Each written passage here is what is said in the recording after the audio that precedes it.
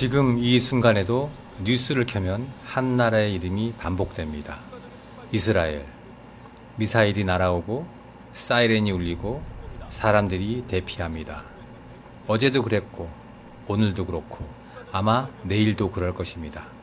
그런데 여기서 이상한 점이 하나 있습니다. 세계 지도를 한번 펼쳐보십시오. 이스라엘이라는 나라가 얼마나 될까요? 대한민국 경상도 하나 정도밖에 되지 않습니다. 인구도 1000만 명이 채 되지 않습니다. 옆에 있는 이란이나 사우디아라비아와 비교한다면 점 하나 수준입니다. 그런데 이 작은 땅에서 수천 년 동안 전쟁이 끊이지 않고 있습니다. 한 번도 조용했던 적이 없습니다. 고대에도 그랬고 중세에도 그랬고 지금 이 시간에도 그렇습니다. 3000년 전에는 블레셋이 쳐들어왔습니다. 아수르가 북쪽에서 밀고 내려왔습니다. 바벨론이 예루살렘을 불태웠습니다. 로마가 성전을 무너뜨렸습니다. 그리고 2000년이 지난 지금 이란의 미사일이 이스라엘 하늘을 향해 날아옵니다. 시대가 바뀌고 무기가 바뀌고 적의 이름이 바뀌었을 뿐 이 땅 위의 전쟁은 단 한 번도 멈춘 적이 없습니다. 왜일까요? 보통 사람들은 이렇게 말합니다. 영토 분쟁이니까 그렇지. 종교가 다르니까 싸우는 거 아니야? 석유 때문이잖아. 미국이 뒤에 있으니까 복잡해진 거야. 맞습니다. 틀린 말은 아닙니다. 하지만 그것만으로는 설명이 되지 않습니다. 왜냐하면 세계는 영토 분쟁을 겪는 나라가 수십 개입니다. 종교가 다른 나라끼리 붙어 있는 경우도 셀 수 없이 많습니다. 자원 때문에 갈등을 겪는 지역은 아프리카에도 남미에도 아시아에도 있습니다. 하지만 이스라엘처럼 수천 년 동안 한 번도 쉬지 않고 끊임없이 공격당하는 나라는 없습니다. 세계 역사상 이런 나라는 단 하나뿐입니다. 이것은 분명히 보통 전쟁이 아닙니다. 무언가 다른 이유가 있습니다. 여기서 한 가지 질문을 드리겠습니다. 만약 이 전쟁의 원인이 정치도 아니고 종교 갈등도 아니고 석유도 아니라면 도대체 무엇 때문에 이 작은 땅에 이렇게 많은 피가 흘려야 했을까요? 왜 하필 이 나라입니까? 왜 하필 이 민족입니까? 왜 하필 이 땅입니까? 성경은 이 질문에 대해 전혀 다른 답을 내놓습니다. 우리가 생각하는 것과는 완전히 다른 이야기를 합니다. 성경은 말합니다. 이 전쟁은 사람의 전쟁이 아닙니다. 이 전쟁은 눈에 보이는 싸움이 아닙니다. 이 전쟁의 진짜 원인은 이 땅 위에 있지 않습니다. 무슨 뜻일까요? 잠시 상상해 보십시오. 지금 텔레비전 화면에 폭격 장면이 나옵니다. 건물이 무너지고 검은 연기가 하늘을 뒤덮고 아이들이 울부짖습니다. 구급차 사이렌이 끊이지 않습니다. 우리는 그 장면을 보며 또 전쟁이구나 하고 한숨을 쉽니다. 그리고 채널을 돌립니다. 그런데 성경의 시선은 다릅니다. 성경은 그 화면 뒤를 봅니다. 카메라에 잡히지 않는 곳을 봅니다. 뉴스 앵커가 말하지 않는 곳을 봅니다. 정치 전문가의 분석에도 나오지 않는 것을 봅니다. 바로 그곳에서 진짜 전쟁이 벌어지고 있다고 말합니다. 눈에 보이는 전쟁 뒤에 눈에 보이지 않는 전쟁이 있다는 것입니다. 이것이 오늘 우리의 이야기입니다. 우리가 지금부터 함께 살펴볼 것은 단순한 역사가 아닙니다.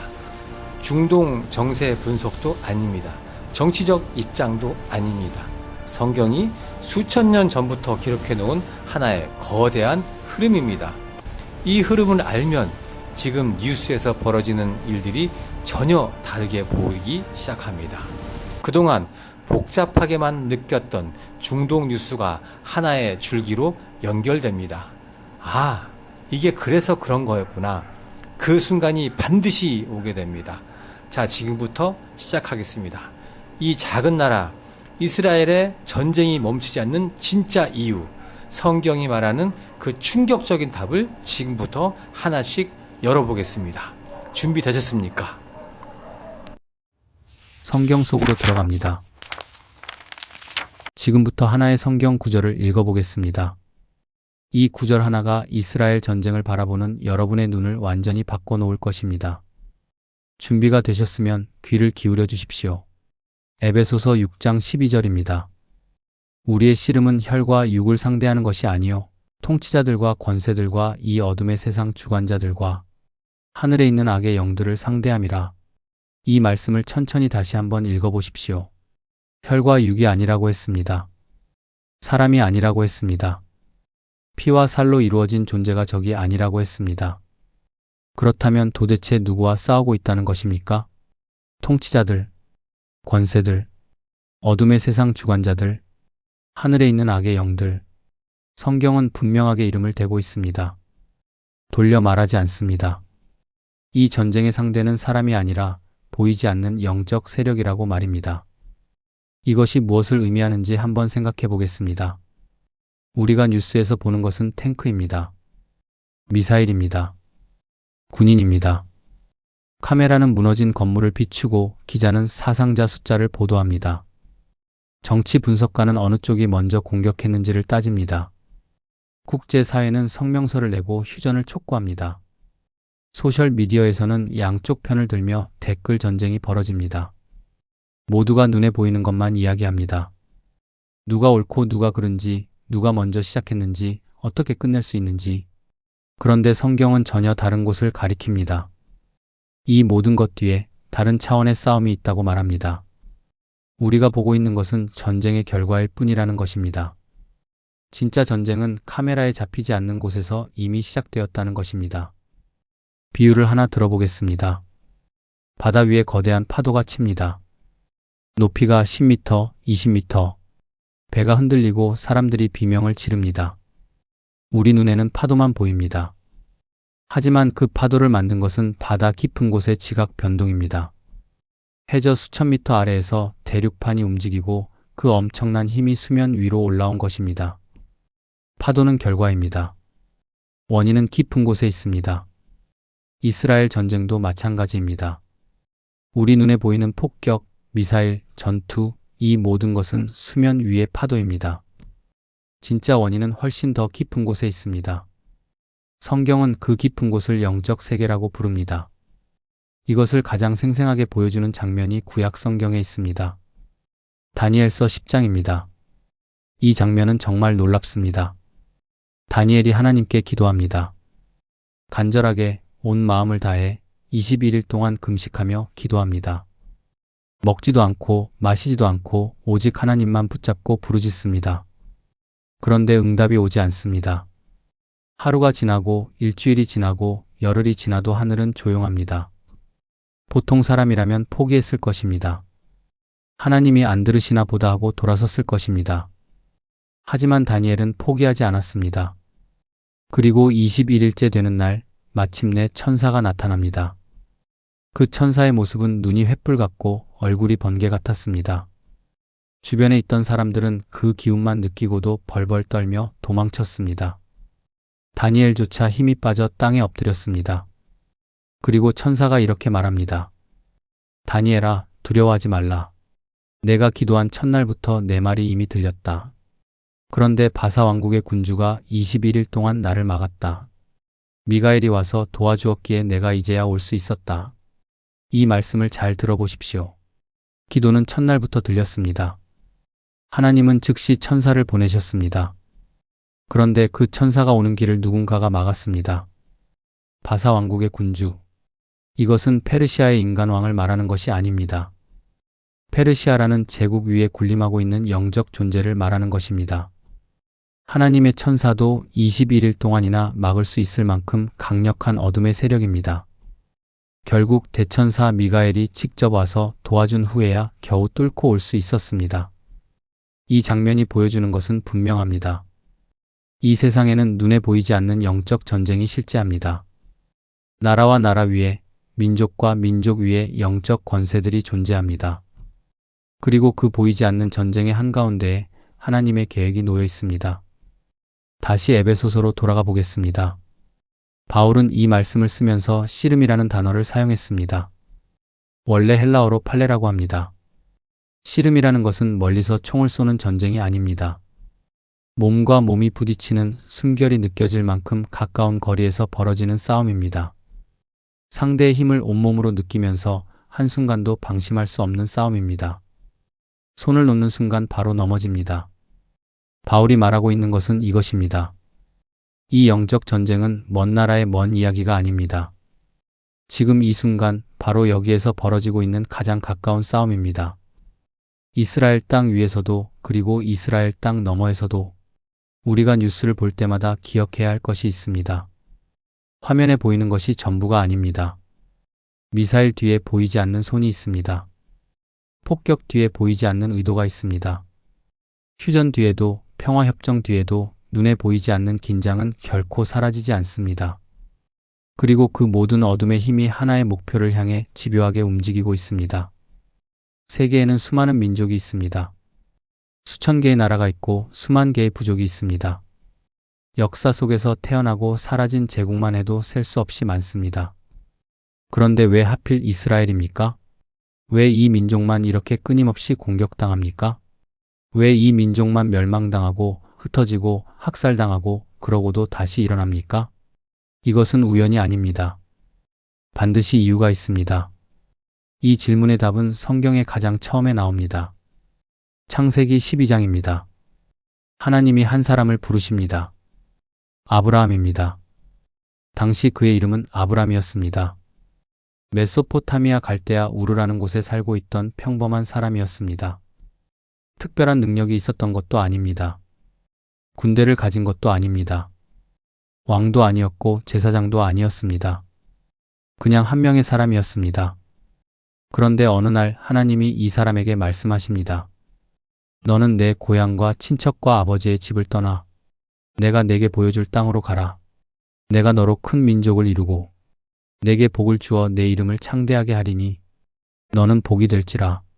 너를 축복하는 자에게는 내가 복을 내리고 너를 저주하는 자에게는 내가 저주하리니 땅의 모든 족속이 너로 말미암아 복을 얻을 것이라.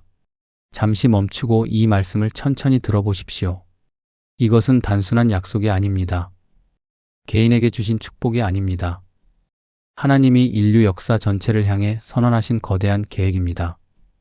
이 한 사람을 통해 큰 민족을 세우겠다. 이 민족을 통해 땅의 모든 족속에게 복을 주겠다. 그리고 이 민족을 축복하는 자는 복을 받고 저주하는 자는 저주를 받을 것이다. 여기서 핵심을 놓치지 마십시오. 하나님은 이스라엘이라는 민족을 단순히 좋아서 선택하신 것이 아닙니다. 편애하신 것이 아닙니다. 이 민족에게 임무를 주신 것입니다.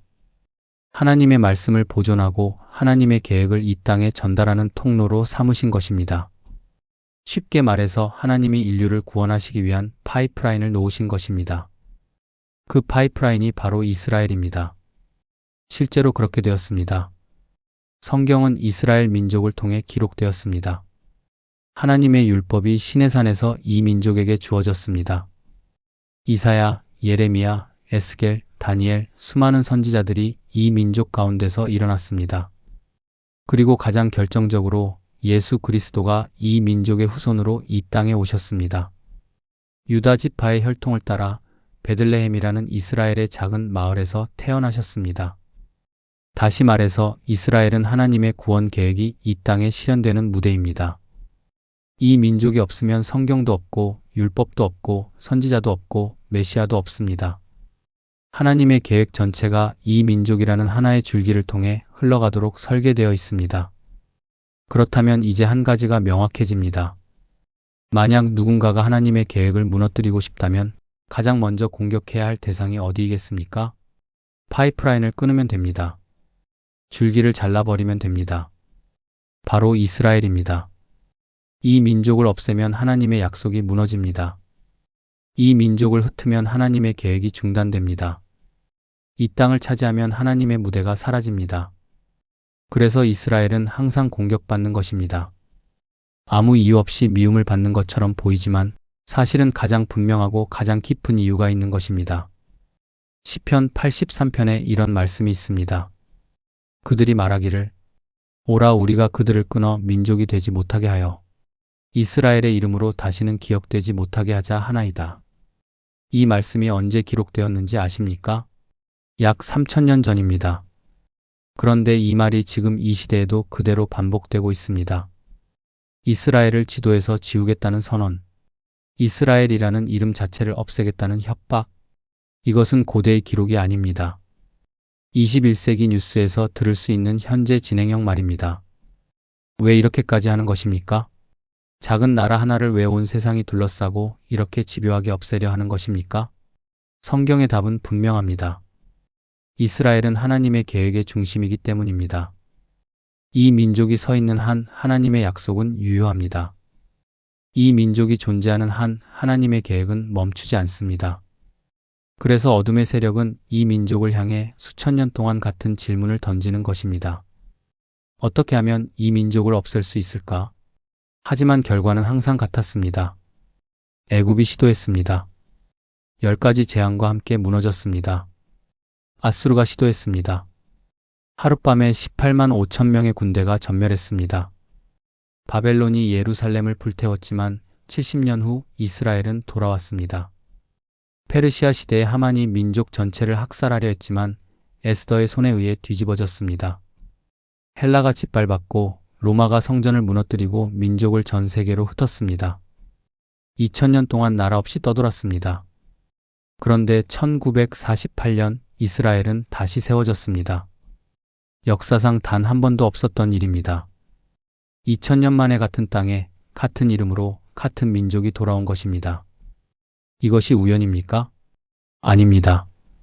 이것은 하나님이 아브라함에게 하신 약속이 지금도 살아있다는 증거입니다.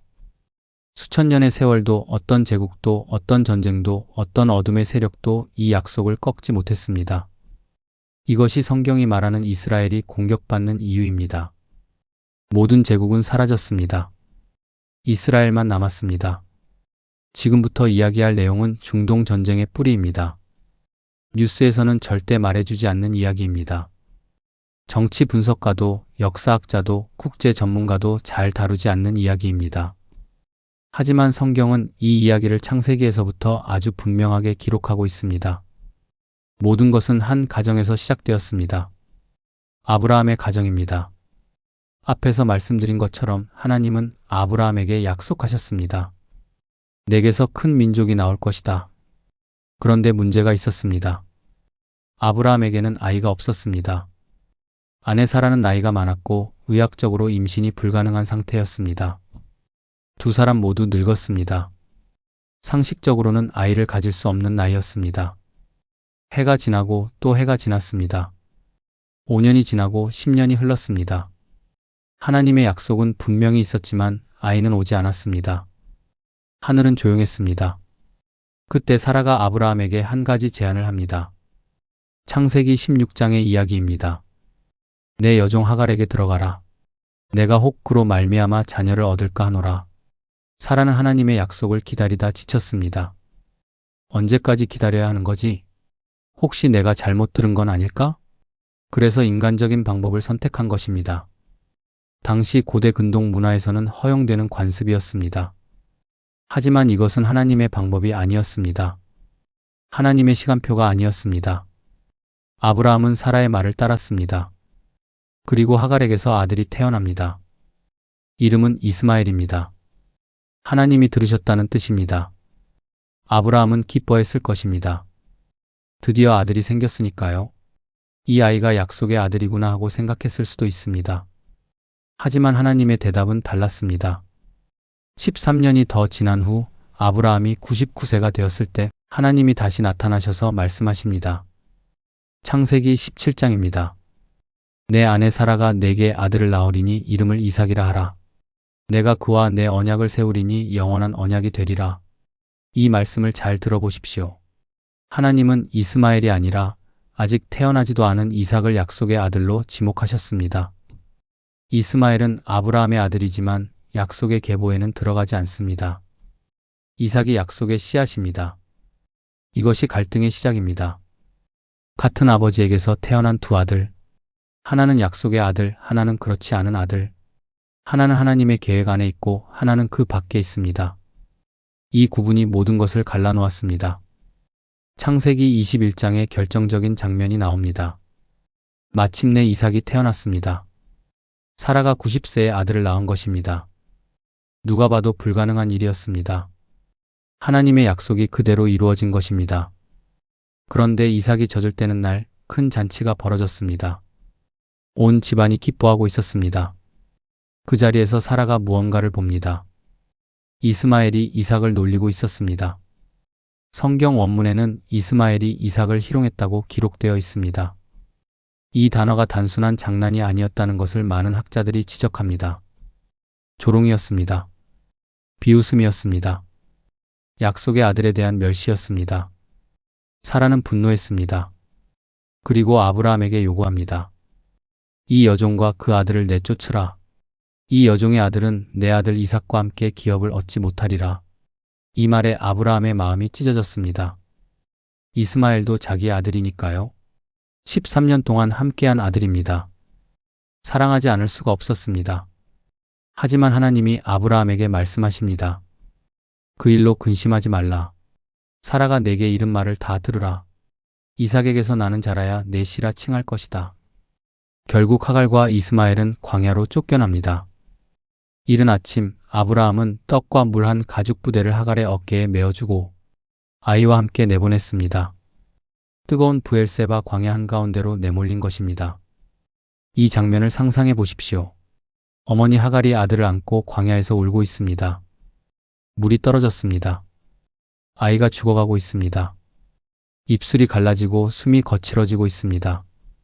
하갈은 아들이 죽는 것을 참아 볼 수 없어서 활 한 뼘 거리만큼 떨어진 곳에 아이를 내려놓고 목 놓아 옵니다.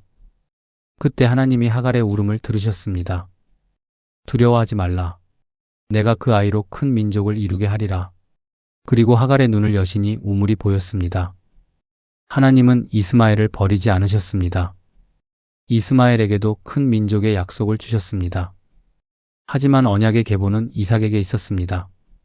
하나님의 구원 계획이 흘러가는 줄기는 이삭이었습니다.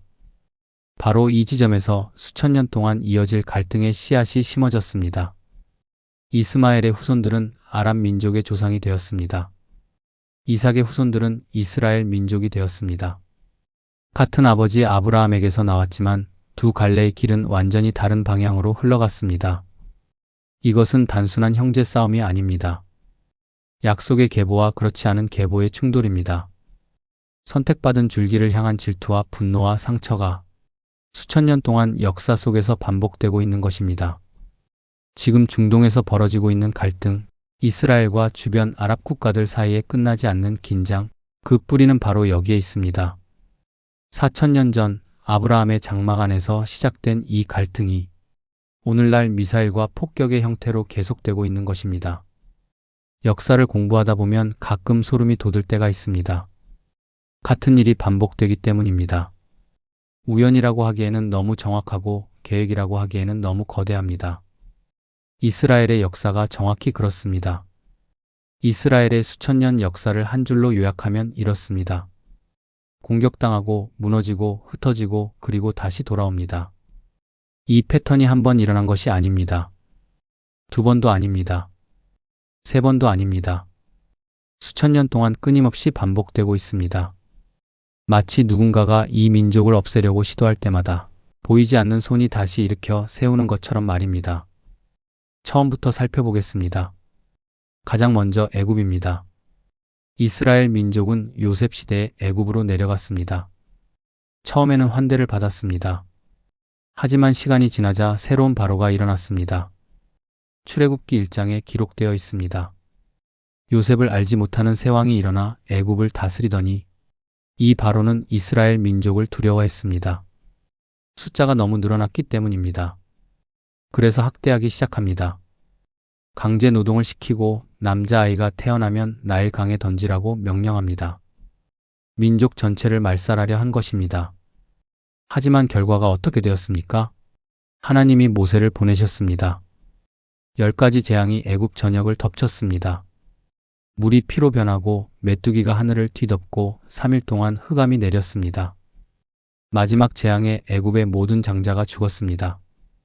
홍해가 갈라지고 이스라엘은 걸어서 바다를 건넜습니다. 뒤쫓던 바로의 군대는 바다에 수장되었습니다. 이스라엘을 삼키려 했던 제국이 오히려 삼켜진 것입니다. 다음은 블레셋입니다.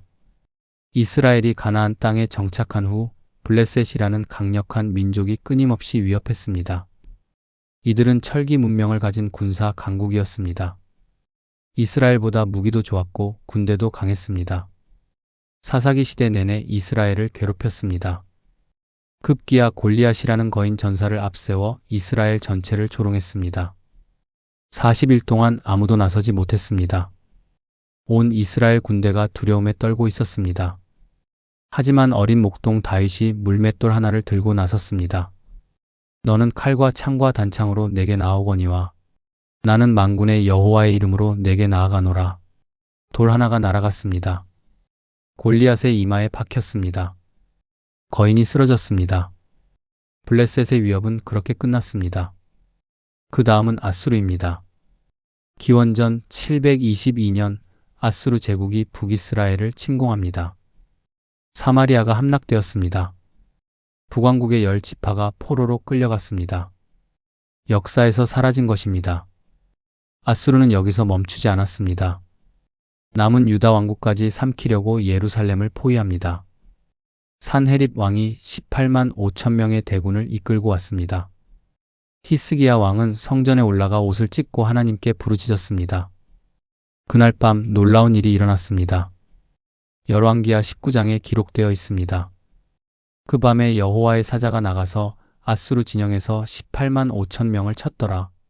아침이 밝았을 때 아수르 군대는 시체로 가득했습니다.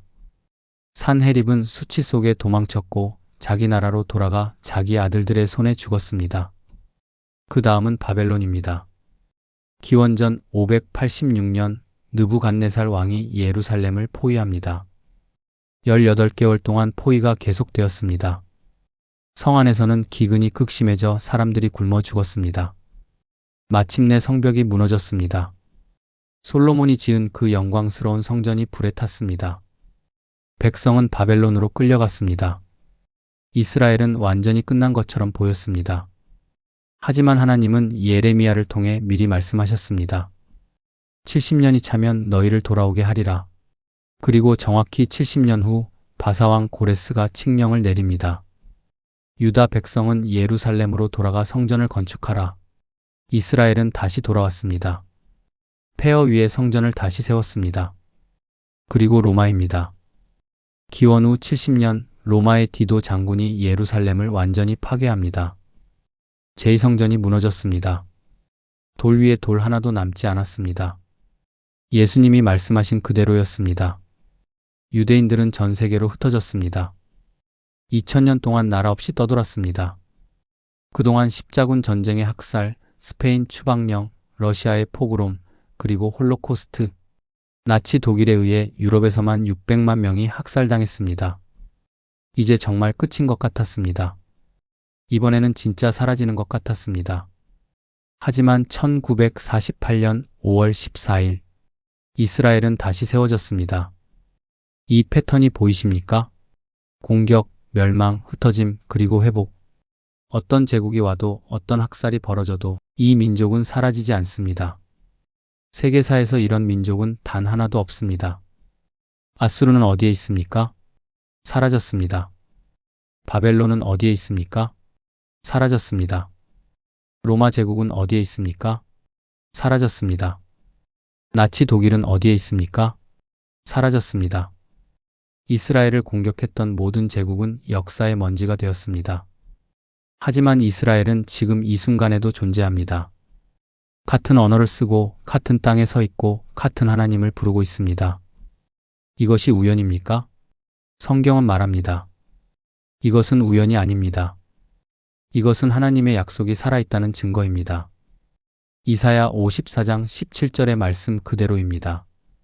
너를 치려고 만든 모든 무기가 형통하지 못할 것이라.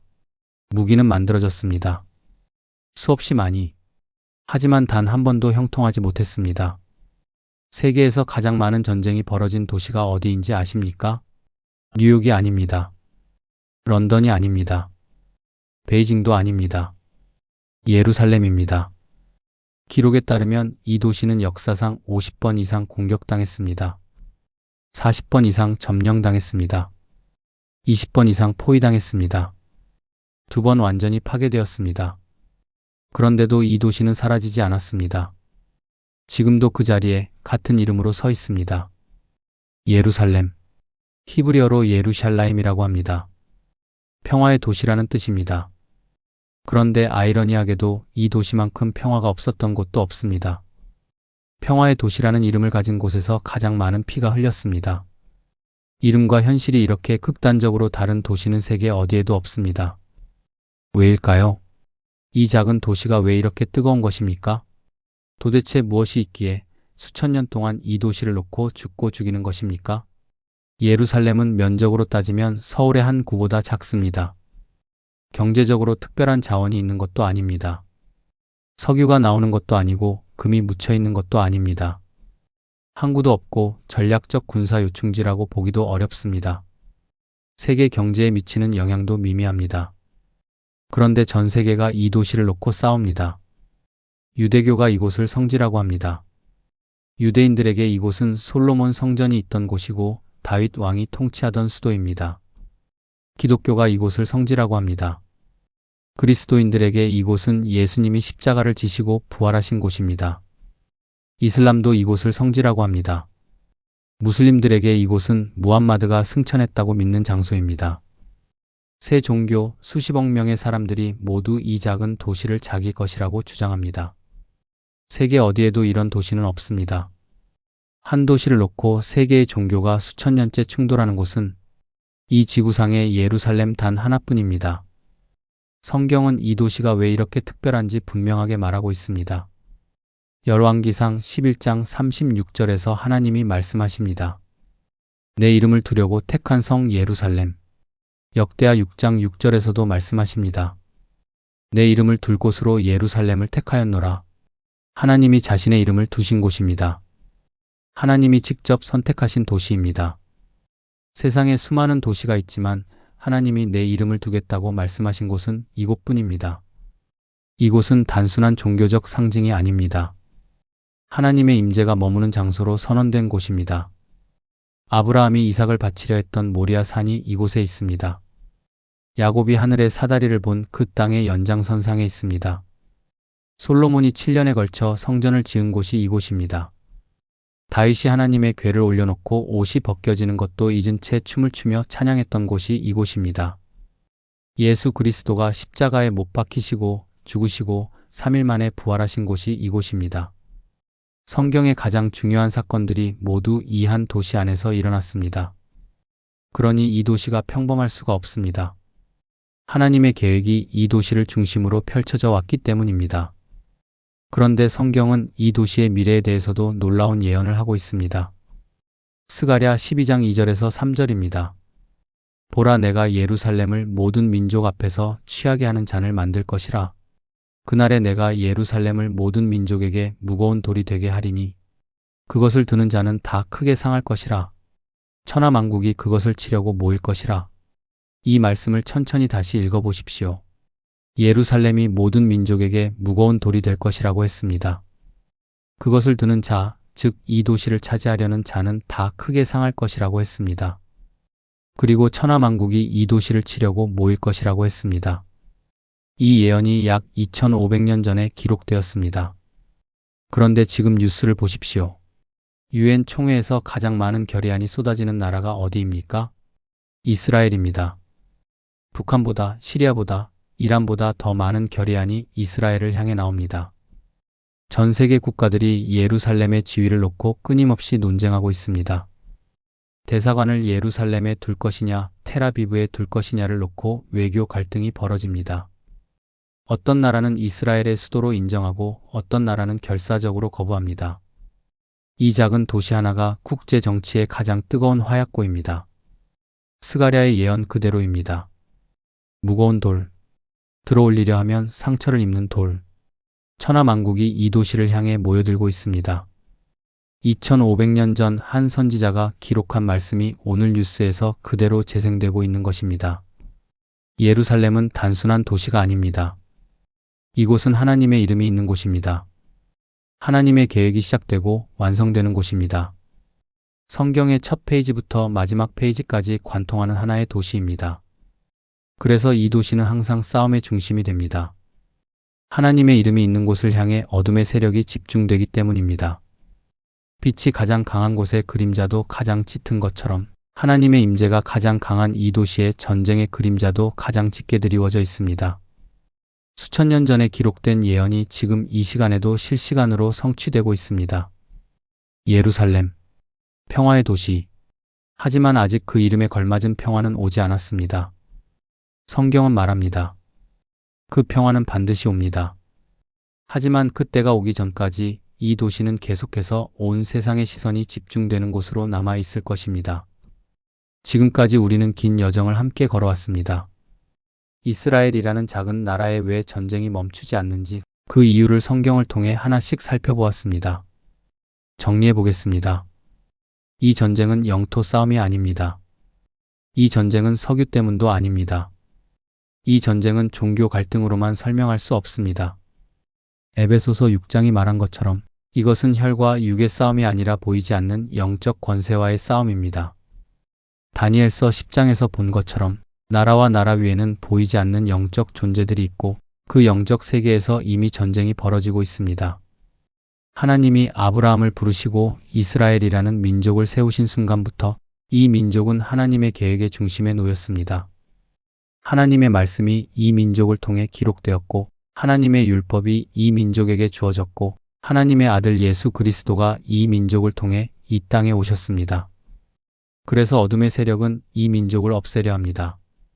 파이프라인을 끊으면 하나님의 계획이 무너진다고 생각하기 때문입니다. 수천 년 동안 같은 공격이 반복되고 있는 이유가 바로 이것입니다. 이삭과 이스마엘에서 시작된 갈등은 애굽, 블레셋, 아수르, 바벨론, 로마를 거쳐 오늘날 중동의 미사일과 폭격으로 이어지고 있습니다. 형태는 바뀌었지만 본질은 같습니다. 약속의 계보를 향한 공격입니다. 그리고 그 모든 싸움의 중심에는 항상 예루살렘이 있었습니다. 하나님의 이름이 있는 도시, 스가랴가 예언한 대로 모든 민족에게 무거운 돌이 된 도시, 이것이 성경이 말하는 이스라엘 전쟁의 본질입니다. 그런데 여기서 정말 중요한 것이 하나 있습니다. 이것이 오늘 이야기의 핵심입니다. 성경은 우리에게 이 전쟁을 분석하라고 하지 않습니다. 어느 편을 들라고 하지도 않습니다. 정치적 입장을 정하라고 하지도 않습니다. 성경이 우리에게 말하는 것은 단 한 가지입니다. 깨어 있으라. 예수님은 마태복음 24장에서 제자들에게 말씀하셨습니다. 민족이 민족을, 나라가 나라를 대적하여 일어나겠고 곳곳에 기근과 지진이 있으리니 이 모든 것은 재난의 시작이니라. 그리고 이어서 말씀하십니다. 그러므로 깨어 있으라. 어느 날에 너희 주가 임하는지 너희가 알지 못함이라. 깨어 있으라. 이 말씀은 두려워하라는 뜻이 아닙니다. 무서워서 숨으라는 뜻이 아닙니다. 불안에 떨라는 뜻은 더더욱 아닙니다. 눈을 뜨라는 뜻입니다. 지금 이 시대에 무슨 일이 벌어지고 있는지 영적인 눈으로 분별하라는 뜻입니다. 흔들리지 말고 말씀 위에 굳건히 서라는 뜻입니다. 우리는 지금 매우 특별한 시대를 살고 있습니다. 인류 역사상 유례없는 시대입니다. 2000년 만에 이스라엘이 다시 세워진 시대, 예루살렘이 다시 세계의 중심이 된 시대, 성경의 예언들이 눈앞에서 하나씩 실현되고 있는 시대, 이것은 우연이 아닙니다. 누가복음 21장에서 예수님은 이렇게 말씀하셨습니다. 예루살렘이 이방인의 때가 차기까지 이방인들에게 밝히리라. 2000년 동안 예루살렘은 로마의, 아랍의, 십자군의, 오스만 제국의, 영국에 밝혔습니다. 하지만 1967년 이스라엘은 6.1 전쟁에서 예루살렘을 되찾았습니다. 2000년 만입니다. 이방인의 때가 채워지기 시작한 것입니다. 예수님은 또 말씀하셨습니다. 무화과 나무의 비유를 배우라. 그 가지가 연하여지고 잎사귀를 내면 여름이 가까운 줄 아나니. 많은 학자들은 이 무화과 나무가 이스라엘을 상징한다고 말합니다. 2000년 동안 말라있던 나무에 다시 잎이 난 것입니다. 여름이 가까운 것입니다.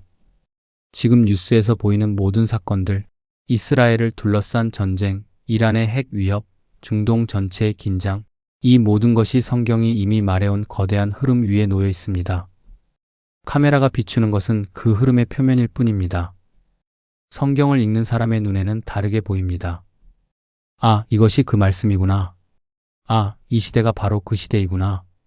그 깨달음이 찾아오는 순간 뉴스가 달라 보이기 시작합니다. 세상이 달라 보이기 시작합니다. 두려움이 아니라 확신이 생깁니다.